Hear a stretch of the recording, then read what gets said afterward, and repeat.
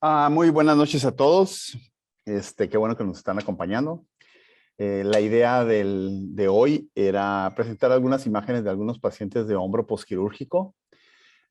Lleva muchos años la cirugía de hombro, pero desde que resonancia magnética se metió dentro del área del hombro, yo creo que yo aquí en Tijuana creo que llevamos como un poquito más de 10 años haciendo hombro desde el punto de vista del doctor Stoller, que es uno de los profesores que sacó más información, ¿no? Antes de eso a veces no teníamos tanta información del hombro, ¿no? Entonces, conforme empiezas a detectar lesiones y empiezas a explorar las articulaciones, se empiezan a encontrar patologías y luego una vez que se encuentran las patologías, se encuentran a dar soluciones, ¿no?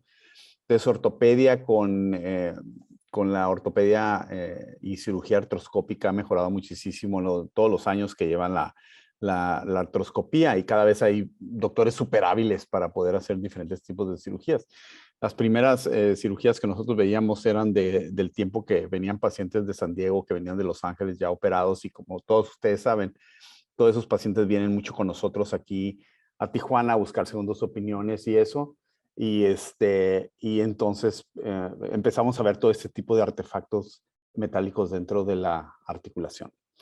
Entonces, hoy traje unos casitos y yo creo que el objetivo es ver hasta qué punto podemos ayudarlos con la resonancia magnética a esos pacientes postoperados de mucho tiempo.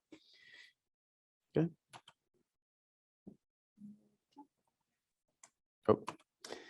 Bueno, 3 casos. Ese es el primer caso. Es una paciente femenina de 63 años, donde les estoy enseñando 2 radiografías. Fíjense que nosotros hacemos usualmente 2 radiografías de hombro. Casi siempre se toma una, ¿no? Pero nosotros empezamos a hacer una un poquito más oblicua que nos orienta a que la cavidad glenoidea se pone un poquito más vertical, ¿no? Y entonces podemos ver una alineación más similar a lo que vemos en las imágenes de resonancia magnética. Entonces, la imagen oblicua es muy importante para ver la cavidad glenoidea y ver la relación de la articulación glenumeral. Pero también nos sirve para ver las formaciones osteofitarias que tenemos a veces acá arriba en lo que sería la articulación acromioclavicular.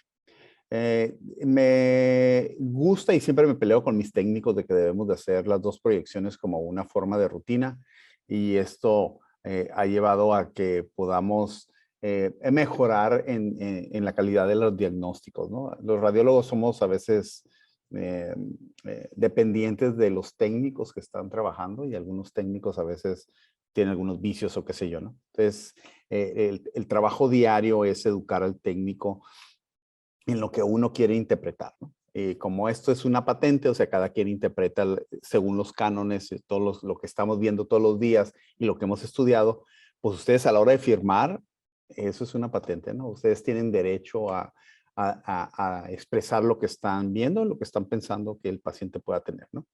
Entonces, yo creo que nomás para empezar más en fondo, esta radiografía de esta paciente, pues vemos que hay unos fragmentos óseos acá arriba. Si ustedes ven fragmentos óseos a veces arriba de la tuberosidad mayor, lo primero que hay que pensar es que es una abulsión del supraespinoso, ¿no? Eh, Puede ser no reciente, puede ser dependiendo de la reabsorción de esos fragmentos óseos o si vemos el defecto en la tuberosidad que pudiera ser de donde se originaron esos fragmentos óseos, ¿no? También puede ser postraumático, también puede ser una fractura, también puede ser un montón de otras alteraciones, ¿no? Pensamos que a veces es el hecho de que sea una abulsión del supraespinoso. También debemos de ver la distancia que hay entre el acromion y la cabeza del húmero. Ese espacio subacromial usualmente debe ser amplio.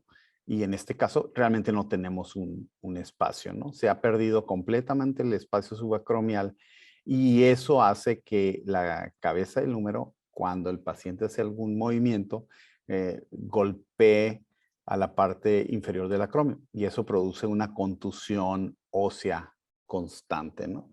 Y eso produce una osteocondritis y esta osteocondritis por eso produce dolor y estos pacientes empiezan a tener dolor crónico, que aún dormidos los despierta el dolor del hombro, sobre todo si están reposándose sobre el lado afectado. La radiografía ayuda muchísimo, nos da muchísima información y yo creo que un hombro sin una radiografía cuesta mucho trabajo llegar a muchos de los diagnósticos. Los osteofitos que se forman en la acromio clavicular, que así estamos viendo, hay una deformación y muchas veces es la fase inicial de todas las manifestaciones clínicas del hombro doloroso, ¿no? Empezamos con esto y posteriormente hay una degeneración, ya sea por pinzamiento del manguito de los rotadores, del tendón del supraespinoso, y por esos osteofitos que empiezan a romper al tendón del supraespinoso y a desgarrarlo. Es importante y eso se aplica para todas las articulaciones, sobre todo los reumatólogos que me escuchen sabrán que cualquier tendón que sea afectado por un osteofito, sobre todo por la artritis, va a generar el desgarro en algún momento. Y pasa mucho con los pacientes de artritis reumatoide que tienen degeneración del carpo, como esos osteofitos desgarran todos los tendones flexores y extensores de los dedos, ¿no? Y pacientes que de repente se quedan sin movilidad de uno de los dedos por el desgarro del tendón. Este paciente, aparte de tener esos fragmentos óseos y tener un pinzamiento o una disminución del espacio cromoclavicular, tiene también varias imágenes o artefactos de densidad metálica como una forma de puntas de broca, y las ven ustedes aquí, que son anclajes metálicos. Estos anclajes metálicos son soporte para algún tipo de tensor o algún tipo de material de polímero que pueda hacer algún tipo de reparación de las estructuras ya sea del labrum o que sea de los ligamentos o de la bursa de lo que encontramos ahí. Usualmente son áreas de fijación y eso los ponen de una forma artroscópica el ortopedista especialista en esta área. Ok, esos son algunos videos de este paciente de resonancia. Aquí lo que vemos, por ejemplo, todo lo que estamos viendo aquí es la grasa y vemos una lesión de continuidad. O sea, que hay verdaderamente una cicatriz quirúrgica que está desde la piel hasta la parte interna. Sí, muchas veces en muchas de las cirugías se quedan algunas lesiones o cicatrices que luego ya los pacientes ya se quejan de que no pueden lucir sus hombros, ¿no? Sobre todo si son mujeres. Entonces, ya más pacientes buscan la cirugía artroscópica en vez de la cirugía abierta, no sé que se vaya a hacer un cambio, algo protésico, por ejemplo. Y a veces ellos ya están buscando cirugías que sean menos agresivas y que tengan un poquito más de recuperación. Les voy a enseñar algunas imágenes conforme vamos avanzando. Ahí se ve la cicatriz que estamos viendo y entonces empezamos a ver algunos artefactos. Fíjense que muchos de los artefactos quirúrgicos que se utilizan producen esas señales hipointensas muy, muy oscuras con algún pequeño artefacto paramagnético alrededor, aunque ya realmente la mayoría de las cirugías modernas no producen tanto artefacto paramagnético, solamente producen imágenes hiperintensas en las diferentes secuencias que estamos viendo, ¿no? Aquí vemos cómo hay un túnel de penetración donde hicieron un orificio, pusieron un túnel en lo que sería la cabeza del húmero, cosa que no vimos en la radiografía. Si nos regresamos a la imagen previa, pues realmente nos ponemos a buscar y aquí no vemos nada, ¿no? La radiografía a veces nos deja sin muchas indicaciones de qué fue lo que se le hizo al paciente y tratar de descifrar, por ejemplo, si este paciente viene de Estados Unidos y no tenemos ninguna nota clínica, el paciente nomás les va a decir, me operaron del hombro. ¿Y de qué lo operaron? Pues, no sé. Nadie sabe nada, ¿no? Ni el paciente, ni su doctor, ni nada. Entonces, tratamos de descifrar con las radiografías y con el procedimiento y con las limitaciones de movimiento de los pacientes y así podemos nosotros ir descifrando los diferentes procesos quirúrgicos en los cuales hicieron varios perforaciones, y a esas perforaciones le tuvieron que haber puesto un ancla. Esa ancla probablemente sea de un material poliuretano, de algún tejido fibroso o de algún tipo polímero que sirve como base para luego anclar. Ya saben, es como, imagínense ustedes cuando están poniendo en un tablarroca de la pared, no sé si han visto en algunas tiendas que venden unos plastiquitos azules donde le ponen un tornillo adentro y hace compresión. Pues hagan de cuenta que es esto, ponen un tipo de polímero ahí adentro y de ahí salen las anclas que van a hacer fijación de los diferentes tejidos, ¿no? Y aquí lo estamos viendo, vemos una perforación, otra perforación, vemos otra superior, y esto sirve como anclas para poder comunicar los diferentes tejidos. Vean este otro, este otro tiene un área de fijación que está en la parte anterior y otra área, una perforación completa de lado a lado, que no la estábamos viendo en las radiografías, y esta perforación sirve probablemente para guía o porque metieron una fijación del ancla hacia la parte anterior. Diferentes perforaciones nos va a ayudar, si lo ven, estas eran superficiales nomás, en la parte más externa, y conforme vemos y tratamos de identificar, no vemos ningún tipo de sutura que en resonancia no las podemos identificar. Vemos dónde dejaron las perforaciones y dónde dejaron las anclas, pero no dónde van las suturas. Podemos pensar que eso son suturas a los diferentes tendones, o podemos ver cómo están suturando el labrum, por ejemplo, en el caso de los bancards y de tipo de slab, que ahí van poniendo anclas para que se detengan, ¿no?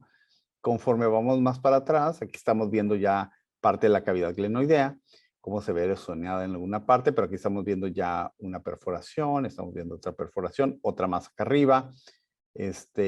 Conforme aquí estamos viendo otra, vean, esta es otra que no está directamente profunda, sino está lateral, y vemos el trayecto lateral de otro tipo de anclaje que está en la parte superior, donde está el músculo y el tendón del supraespinoso.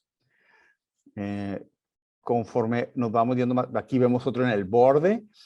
Estas distancias son distancias muy, muy minúsculas, y la verdad se ocupa a veces mucha destreza del ortopedista artroscopista, que es el que va a poner ese tipo de anclas y anclajes sin lograr romper la cortical o sin que se le salga fuera de lugar, y lograrse ir por lo que sería la parte más superior de la cavidad glenoidea. Aquí nomás les quiero ver que estos son los músculos. Este es el supraespinoso, que si ustedes se ponen a calcular que el espacio del supraespinoso es todo este paciente tiene restos del músculo del supraespinoso que son menores al 50%. Quizá andamos hasta en un 30% de músculo, igualmente del infraespinoso, que está acá abajo. Vean, prácticamente no queda nada, quedan unos hilitos que están ahí, pero esos hilitos a veces con rehabilitación se hacen milagros, y se pudo haber otra vez fijado con alguno de los anclajes, se recuperan estos músculos. De alguna manera, no al 100%, pero sí los muchachos que hacen medicina física rehabilitación ayudan muchísimo para poder recuperar estos músculos que a veces nosotros encontramos. Muchos ortopedistas tratan de hacer diferentes tipos de cirugías, sustituyendo músculos y tendones, a veces cambiándolos de lugar para tratar de conservar los movimientos originales del hombro. Sin embargo, pues a veces no se puede hacer mucho con los pacientes cuando ya están muy deteriorados, ¿no? En este caso vemos que sí hay más del 50% de atrofia del supraespinoso y mucho más del 80% de atrofia del infraespinoso, que es esto de aquí. Sin embargo, vemos que el subescapular se encuentra bastante amplio y el redondo también se encuentra bastante bien. Entonces, todos estos ayudan muchísimo para recuperar muchas de las funciones que normalmente el hombro en un paciente ya de 63 años trata de recuperar, ¿no? Ok, vamos a tratar de ver hasta dónde van nuestra ancla. La ancla llegó hasta acá, pero vean, aquí yo creo que es más notorio el tamaño del músculo atrófico. Ese fue un caso probablemente difícil a la hora de empezar los procedimientos quirúrgicos, tratando de hacer algo por por su musculatura, ¿no? Vean aquí restos del tendón y pues, realmente este músculo está prácticamente atrófico hasta el final, ¿no? Bueno, vamos acá a ver otras secuencias. Miren, estas secuencias que son ya un coronal. Ese que estábamos viendo era un sagital, este es un coronal. Estamos viendo de adelante hacia atrás, porque aquí viene el tendón del bíceps. Nos vamos yendo posterior. Conforme vamos avanzando, empezamos a ver cicatrices de los procedimientos que le hicieron. Aquí están unos, acá están otros dos. Y conforme vamos entrando, lo que yo puedo ver es que muchas veces cuando el médico cauteriza algunas áreas, deja este tipo de marcas y nosotros podemos identificar donde hicieron algún tipo de corte y quemadura. Y nosotros podemos identificar esas cicatrices que podemos ver en alguna parte o que hagan algún tipo de suturas en algunos tipos de tejido, ¿no? Entonces podemos identificarlos como todo eso que estamos viendo aquí. A veces simplemente podemos identificar ya donde estamos haciendo las perforaciones en la cabeza humeral y cómo se identifica que este paciente en esta perforación tiene líquido adentro. Entonces, eso está hablando de que ya no hay nada que esté ahí adentro. Se pudo haber salido un ancla o pudo haber pasado algún otro tipo de cosa, ¿no? Conforme se va viendo, pues se va viendo que está bastante amplia y extensa sin ningún tipo de tejido en su interior. Esos son de donde estaban las otras anclas que habíamos visto, los dos orificios. Voy a tratar de ponérselos acá.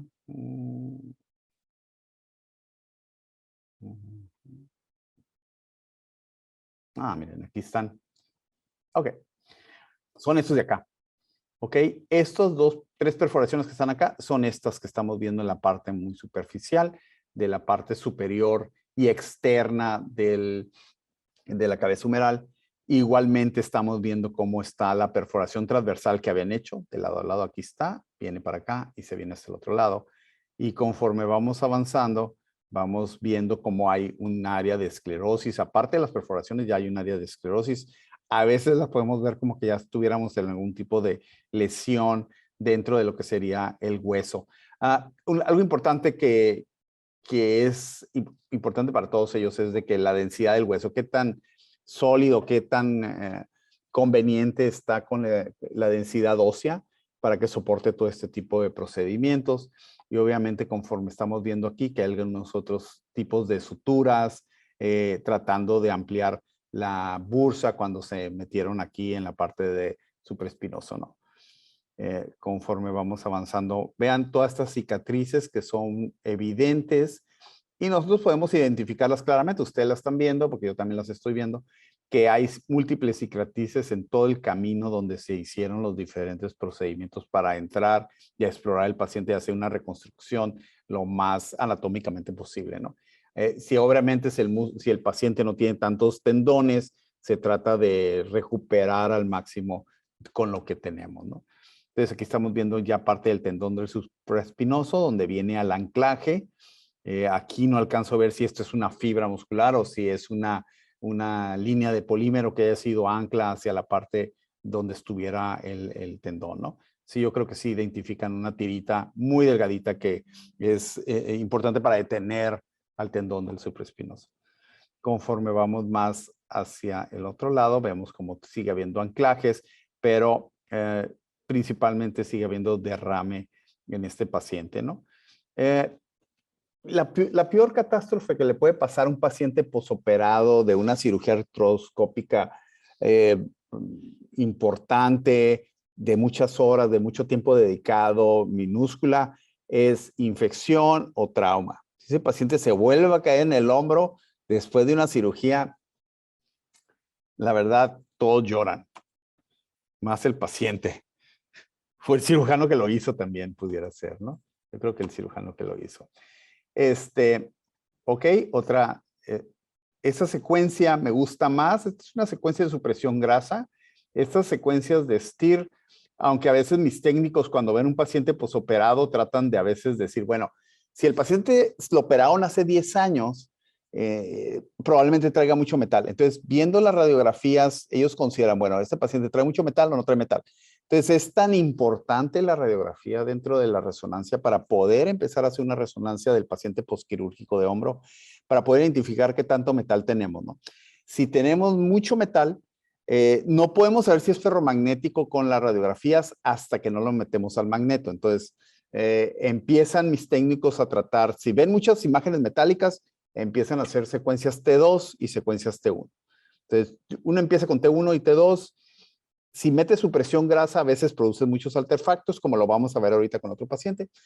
Pero si vemos poquitas, por ejemplo, esas dos anclas que vimos metálicas fuertes que estaban allá atrás de la cavidad glenoidea, pues nos da una cierta confianza en la cual sí podemos hacer una secuencia normal.